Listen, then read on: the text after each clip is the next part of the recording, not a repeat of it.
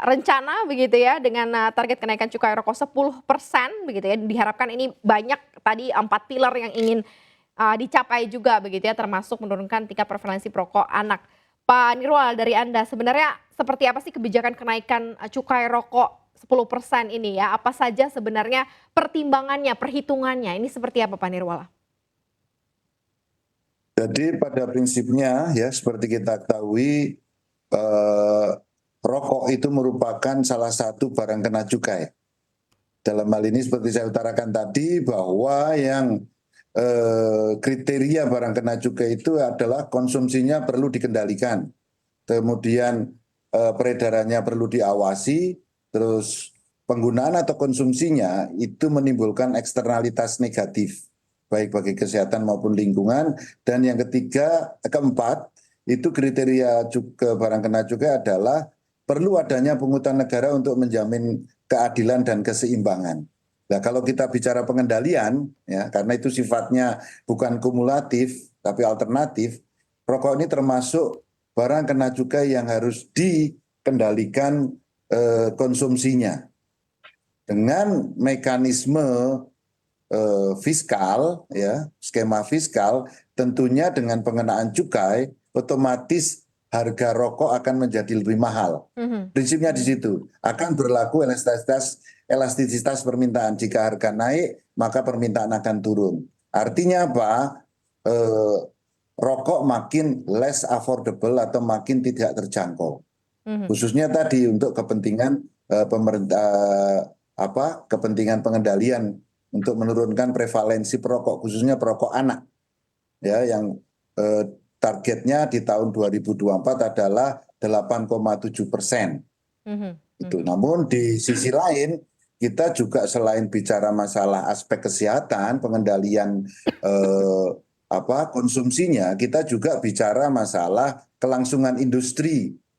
Kita di sini tidak hanya bicara masalah industrinya saja, tapi supply chain-nya, mulai dari petaninya, tenaga kerjanya, ya, kemudian juga bicara masalah petani cengkeh juga, begitu.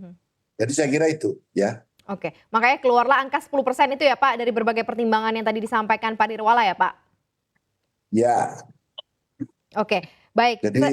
Ya, silakan Pak.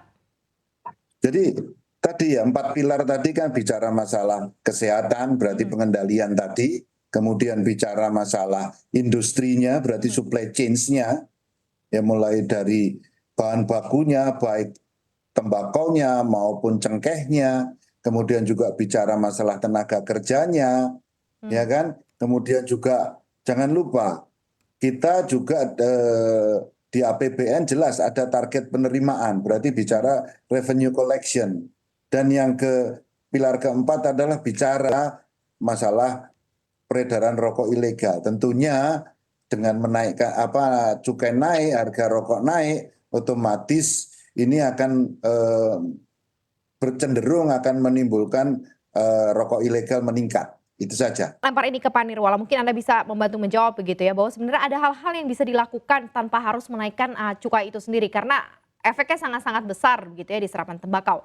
Apalagi kalau seandainya mencarinya adalah tembakau-tembakau murah yang akan memunculkan rokok-rokok merek baru begitu ya, karena semuanya akan bicara mengenai angka keekonomian. Anda melihatnya seperti apa Pak Nirwala? Jadi begini, tadi dikatakan kan ada 4 pilar tadi ya. Salah satu pilarnya adalah industri. Saya setuju yang dikatakan Mas Wisnu tadi ya. Tapi kita jangan lupa ya bahwa tembakau itu tidak hanya bicara kuantitas, tetapi juga bicara kualitas, varietas, dan kontinuitas.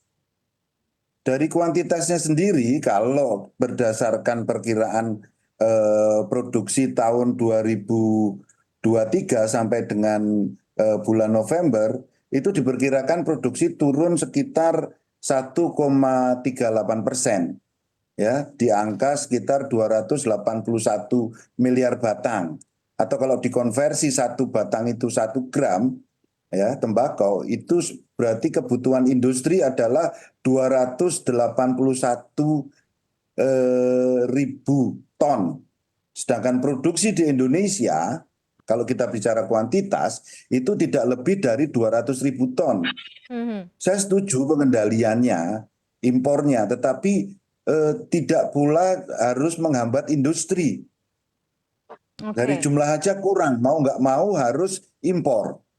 Dari segi varietas, kita tanaman tropis, ya seperti Burley, Oriental itu tembakau subtropis, ya itu.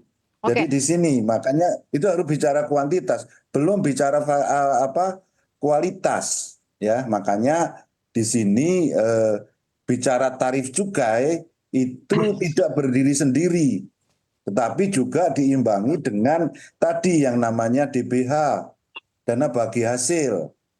Di situ pun ada bantalan, jadi dana bagi hasil cukai hasil tembakau ini adalah bantalan dari setiap kebijakan tarif cukai yang dikeluarkan oleh pemerintah tiap tahunnya.